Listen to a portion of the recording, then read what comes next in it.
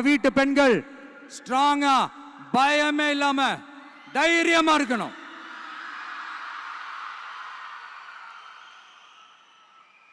இதை எப்படி செயல்படுத்த போறோன்றது முன்னாடி சொன்ன மாதிரி நம்மளுடைய தேர்தல் அறிக்கையில் அதுக்கான விளக்கத்தை ரொம்ப டீட்டெயில்டாக கொடுப்போம். நான் சும்மா மற்றவங்க மாதிரி அவங்கள மாதிரி எல்லாத்தையும் அடிச்சு விட்டுட்டு ஏமாத்துற வேலையெல்லாம் இங்கே கிடையாது நம்ம கிட்ட. நான் மறுபடியும் சொல்றேன், நம்ம அரசியலுக்கு வந்தது உங்களுக்கு நல்லது நல்லது நல்லது மட்டுமே செய்யறது தான். எங்களுக்கு வேற எந்த அஜெண்டாவும் கிடையாது. அதனாலதான் பாத்தீங்கன்னா கொள்கை எதிரி யாரு, அரசியல் எதிரி யாருன்னு திட்டவட்டமா சொல்லிட்டு அது வெளியே சொல்லிட்டு களத்துக்கு வந்திருக்கிறோம்.